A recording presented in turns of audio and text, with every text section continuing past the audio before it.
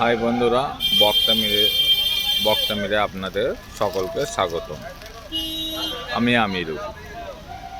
দাদা দিদি সেটিং, জনগণ যাবে কোথায়? আজ রাজ্যে যে কটা বিচার চলছে আমরা প্রত্যেকেই লক্ষ্য করছি, নিটফল জিরো। অপরাধীরা সাজা পাচ্ছে না, কেউ কিছুদিন জেলে থেকে কোটি কোটি টাকার মালিক হয়ে আবার ফিরে আসছে, এবং অপরাধীরা বলতে পারেন এই দৃশ্য দেখে তারা উৎসাহিত হচ্ছে। সাধারণ মানুষ যাবে কোথায়? এবিপি আনন্দের ক্যামেরায় খুব সুন্দর ব্যাখ্যা করেছেন শতরূপ ঘোষ। শুনে নেওয়া যাক, তার ব্যাখ্যা শুনলেই আমরা অনেকটুকুই বুঝতে পারব। শোনা যাক তার ব্যাখ্যা। শতরূপ, অনির্বাণ আর তরুণ দুজনেই একটা বাক্য ছুঁয়ে গেছে যে এটা ঠিক যে ব্যারাকপুর কোনোদিনই রামরাজ্য ছিল না। তড়িৎ তোপদারের সময়ও খুনোখুনি এবং বোমাবাজির জন্য বিখ্যাত অথবা কুখ্যাত ছিল। কিন্তু আমরা বলছি ক্রিমিনালরা, অনেকে বলেন যে ভোট করে বলে এত গুরুত্বপূর্ণ, এরাই অর্জুন সিং এর সঙ্গে কিংবা সোমনাথ শ্যামের সঙ্গে থাকে, তাদের জেতায়। পুলিশ আসলে এই যে ছবিটা, এটা সাফ করতে পারে না তা নয়, তাদের সাফ করতে দেয়া হয় না।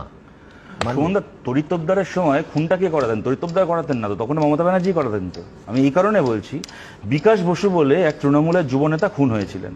মমতা বন্দ্যোপাধ্যায় বললেন সিপিএম খুন করিয়েছে, তার প্রতিবাদে অর্জুন সিং তখন গ্রেপ্তার হয়েছিল এই খুনের ঘটনায়। পরবর্তীকালে 2006 অর্জুন সিংকে এমএলএ করলেন, 6 এমএলএ করলেন, 11 এমএলএ করলেন, 16 তিনবার এমএলএ করলেন। 19 যখন অর্জুন সিং বেরিয়ে বিজেপিতে চলে গেল, মমতা বন্দ্যোপাধ্যায় ওখানে সভা করে বললেন আজ থেকে 18 বছর আগে ও বিকাশ বসুকে খুন করেছিল অর্জুন, আমি তারপরে ওকে এমএলএ করেছিলাম। কত মহান কাজ আপনি করেছিলেন। আর এমন রাজনীতি সুমনদা, যাকে খুন করলো বিকাশ বসু, তার বউ মঞ্জু বসু আর অর্জুন সিং মিলে একসঙ্গে স্টেজে বসে তৃণমূলের সভা করতো। তারপরে সে বিজেপিতে যখন চলে গেল, তখন স্বয়ং রাজ্যের মুখ্যমন্ত্রী গিয়ে বলছেন ও খুন করেছিল, এটা জেনেও আমি ওকে এমএলএ করেছিলাম। এরপরে তুমি কি পরিণতি আশা করো? এখন হ্যাঁ, ব্যারাকপুরে হঠাৎ করে অশান্তি হয়েছে, ব্যাপারটা এইরকম নয়। তখনও তুমি যদি তথ্য পরিসংখ্যান দেখো, ওই বোমাবাজি এবং খুনোখুনি এবং গুলি চলতো। কিন্তু তাতে আমি প্রথম কথা হচ্ছে, আমি স্কেল নিয়ে আলোচনা করছি না, যদিও অনির্বাণ যা বললো নাকি সংখ্যা কমছে, আমি প্রমাণ করতে পারি সংখ্যা অনেক বাড়ছে। এনিওয়ে, আমি বলছি তাতে সিপিআইএম এর রাজনৈতিক মদত বা কোনো সিপিএম এর নেতাকে আর গুন্ডাকে আলাদা করে চেনা যাচ্ছে না, এমন পরিস্থিতি ছিল না। আজকে আমি কেন বলছি প্রশাসনের দায় ছিল, আজও প্রশাসনের দায়, আমি সেটা অস্বীকার করছি না। কিন্তু আমি কথাটা আজকে এই কারণে বলছি যে তরুণ যদি বললো না যে অর্জুন সিং এর ওই আমাদের সেই মনে আছে, হ্যান মনে আছে, আবার তৃণমূলের একটা মিছিল থেকে বেরিয়ে শ্রমিক ভট্টাচার্যকে কি রবীন্দ্র রচনা বলে পড়ে শুনিয়েছিল অর্জুন সিং, আমাদের সেটাও মনে আছে। তারপরেও বিজেপি নিয়েছিল। আমি কথাটা এইটা আমি বলছি সুমনদা, দেখো ধরো আজকে অনির্বাণ বলছে তো গ্রেপ্তার করেছে পুলিশ, ওর ভরসা আছে ঘটনার ইয়ে হবে। ওই সাব ডিভিশনের মধ্যেই পানিহাটিতে কাউন্সিলর অনুপম দত্ত খুন হলো, তোমার মনে আছে? এখন শুট আউট করে মেরে দিল।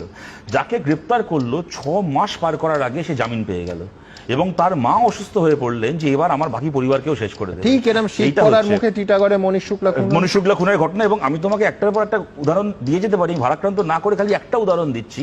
দেখো, পশুরাও না নিজের শিশুকে, নিজের সন্তানকে প্রোটেক্ট করে। মানুষ কিরকম পশুর অধম হয়ে যায়।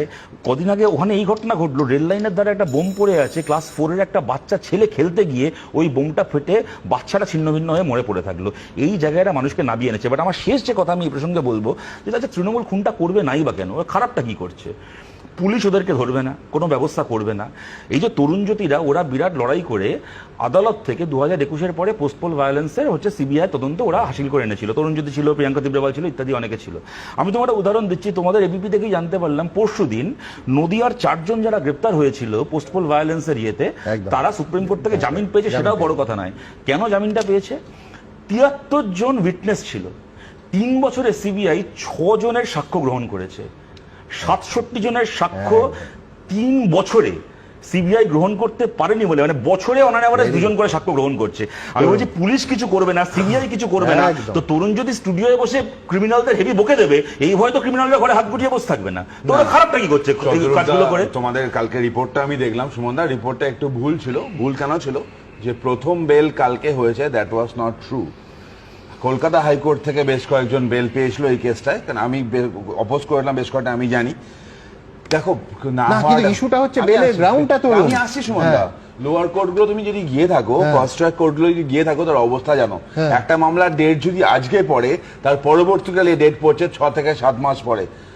কোর্টের ঠিক, নিয়ম কিন্তু আছে, এই প্রশ্নটা তো সাক্ষ্য গ্রহণের। সাথে এটা কারণটা হচ্ছে ৭২-এর জন্য ৭২-এর মধ্যে না, না, ৬ CBI জনের সাক্ষ্য গ্রহণের। সাক্ষ্য গ্রহণ হবে না। না, কোর্টে সাক্ষ্য গ্রহণ না, সিবিআই ইন্টারোগেট করে চার্জশিটে জমা দেয়নি। আরে চার্জশিট জমা হয়ে গেছে দাদা। আরে চার্জশিটে ৭৩ জনের মধ্যে ৬৭ জনের ইন্টারোগেশন না দাদা না, ট্রায়াল ফেসে হয়েছে এটা। বেশ, মানে আমি বলছি যে কে অপরাধ করেছে আর কে অপরাধ প্রমাণ করবে, এই নিয়ে যদি টানাপোড়েন হয় তাহলে অপরাধের সংখ্যা কোন ভরসায় আমরা আশা করব যে কমবে?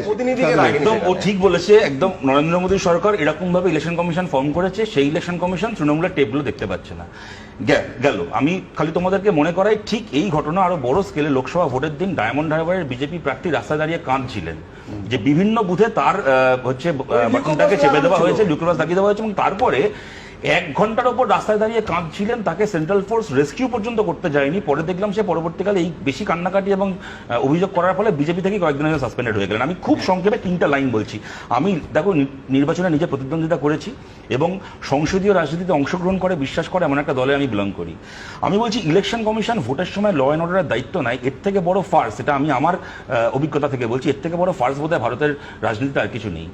আজ পর্যন্ত একটা মামলা তুমি দেখাতে পারবে না যেদিন ভোটটা শেষ হয়ে যাবে তারপরে ভোট বাবদ খুন সন্ত্রাস যা কিছু একটা মামলা পারসিউট হচ্ছে। যদি হতো তাহলে এই দিন দেখতে হতো। আমার শেষ কথা, সুমনদা, স্পিচগুলোর ভবিষ্যৎ একদম একটা যেদিন নির্বাচন মানে একটা হিন্দি সিনেমায় কথা বলা হয় না, এটা অন্যভাবে রাত গেই বাদ গেইর মতো তার বাস্তব প্রয়োগ হচ্ছে ভারতের ইলেকশন সিস্টেম। আমার লাস্ট কথা, সুমনদা, অন্যভাবে নিও না কথাটা।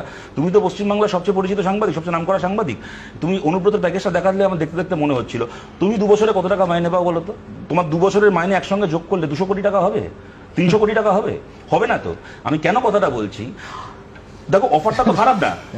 তুমি 2 বছর জেল খাটবে, জেল থেকে বেরোবে, 300 কোটি টাকা সম্পত্তি বাকি জীবন ভোগ করবে। আমাকে অফার দিকে আমি রাজি হয়ে যাচ্ছি। 2 বছর কি 5 বছরের জন্য জেলে যাবো? আমার এখন 38 বছর বয়স, 43 বছর বয়সে জেল থেকে বেরোবো, 500 কোটি টাকার সম্পত্তি পায়ের উপর পা তুলে বাকি জীবন কাটাবো। এই যে কিছু লোক গ্রেপ্তার হবে, তারা জেলে কয়েকদিন বন্দি থাকবে, তাদের ট্রায়াল শুরু হবে না। এই যে তরুণ যদি আগের ক্ষেত্রে বলছিল 3 বছর ধরে ট্রায়াল শুরু হয়নি, লোকগুলো মুক্ত হয়ে গেল। অনুব্রত মণ্ডল কেন মুক্ত হলো তুই ভাবতে পারো? তার সাক্ষ্য গ্রহণ হয়েছে বাংলায়, 2 বছরে সিবিআই নাকি বাংলা থেকে ইংলিশে ট্রান্সলেট করতে পারেনি বলে তার ট্রায়াল শুরু হচ্ছে না, সে বেল পেয়ে গেল।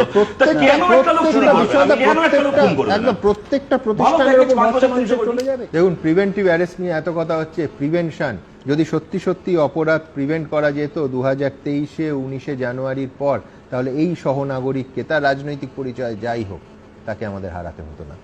দেখো সুমন, একটা কি এখানেও আবার ওই প্রশ্নটা চলে আসছে যে তুমি এক পক্ষকে গ্রেপ্তার করছো আর এক পক্ষকে গ্রেপ্তার করছো না, এইটাও তো হচ্ছে ইলেকশন কমিশনের পারভিউতে। কেননা পুলিশ কাকে প্রিভেন্টিভ ডিটেনশন করবে এবং কাকে করবে না, আমি বিরোধী দল হিসেবে যদি দেখি যে আমার তালিকা দেওয়া ক্রিমিনালরা ঘুরে বেড়াচ্ছে, সেখানে তো আমি ইলেকশন কমিশনের ইন্টারভেনশন চাইবো। তাহলেই বা ইলেকশন কমিশনের ক্ষেত্রে কি করছে। এবং দেখো, আমি এই যে গ্রেপ্তার করা না করা, প্রিভেনশন কখন হয়? গ্রেপ্তার হওয়ার ফলে যখন অপরাধীদের মনে ভয় তৈরি হয়। এক্ষেত্রে আমরা কি দেখলাম, তারা কদিন আগে জয়ন্ত সিং, ওই বেলঘরিয়ার জাস্ট একটু আগেকার জায়গা, সে গ্রেপ্তার হয়েছে নির্বাচনে দেখা যাবে। এবং খালি তাই নয়, একাধিকবার গ্রেপ্তার হয়েছে, বেল পেয়ে যখন জেল থেকে বেরিয়ে আসে, মঞ্চে উঠে সৌগত রায় আর মদন মিত্র জন্মদিন পালন করে, মঞ্চে উঠে তৃণমূলের দলীয় কর্মসূচিতে। এমন অবস্থায় ও তো বেল পেয়ে বেরোনো তার ক্রেডেনশিয়াল, ক্রেডেনশিয়ালে যোগ হচ্ছে। আপনারা দেখছেন প্রতিনিয়ত ঘটনা এবং কিছুটা শুনলেন ব্যাখ্যা। অনেক প্রতিনিধি ছিল, যে যার মতো বলার চেষ্টা করলো। এ থেকেই আপনাকে আমাকেই সিদ্ধান্ত নিতে হবে আমাদের ভবিষ্যতের জন্য, আমাদের আগামী দিনের জন্য। আইন আদালতের উপর শুধু ভরসা করে বসে থাকলেই এরা দিনের পর দিন খেলতেই থাকবে। অপরাধীরা কিছুদিন হয়তো জেলে যাবে, আবার সমাজে এসে বুক ফুলিয়ে ঘুরবে এবং মানুষের উপর নির্যাতন চালিয়ে যাবে। 100 দিন পার হয়ে গেল, তিলোত্তমা এখনো বিচার পায় না। সেই সঞ্জয় রায় ছাড়া কেউ সেভাবে গ্রেপ্তার নয়। এবং টালা থানার ওসি সঞ্জয় রায় তার কথা বলেছে, আমরা শুনতে পাচ্ছি, কিন্তু আইনের এমনই মারপ্যাঁচ, আমি আপনি সবই জানতে পারবেন, শুনতে পারবেন, কিন্তু ক্ষমতাশালীর বিরুদ্ধে আইন সহজে প্রয়োগ হবে বলে মনে হয় না। তাই জনমত তৈরি করুন নিজেদের ভবিষ্যতের জন্য। সবাই ভালো থাকবেন, ধন্যবাদ।